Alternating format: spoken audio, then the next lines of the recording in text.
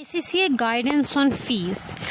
Yes, ACCA is guiding on the fees to the audit firm, that how and what are the guidance on the fees, when what is an audit firm going to charge to an audit client. There are 5 factors that need to be considered. First, the fees should be reasonable and fair. Fair and reasonable, obviously fee should be fair and reasonable means you are going to consider the deadlines, the complexity of the organization, the number of resources required on the client, and whether it's a first year audit or a repetitive audit. First year audit require a lot of work, so first year fees is going to be higher than any other of the years, and the size of the client. So obviously if the deadlines are very short, so it's going to be fees going to be higher. If the client is part of a complex industry or is a very complex company, fees is going to be higher. Lots of resources are required means is a very big client, so fees is going to be higher. First year audit, obviously a lot of work has to be done, it's going to be higher, and the size of the client also matter. The second is basis of charging fees should be mentioned in the proposal document or engagement letter.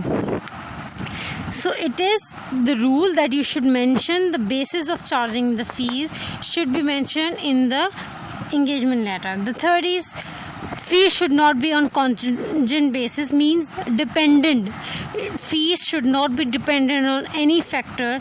It will create the self-interest rate. Like fees, you will be like, for example, 10% of profit after tax, profit before tax.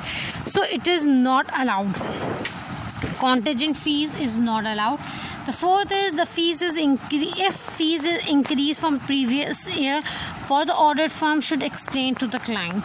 Normally it is, if there is an increase from the previous year, there is going to be an increase because of, for example, for inflation.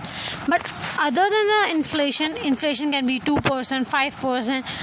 If the fees is increasing beyond the inflation rate, then the reason should be explained to the client. And the fifth is, assuming there is no dramatic change in the size or complexity of an audit client, then it is reasonable to expect that audit fees should fall over the time. Why? Because knowledge of business is increased over the time. Audit of the next year is going to be much more easier than the previous year because knowledge is increased. Now workload decreases, risk decreases, resources decreases, sample size decreases over the time. ACCA guidance on fees is fee should be fair and reasonable. Basis of fee should be mentioned in proposal document, engagement letter. Fee should not be contingent.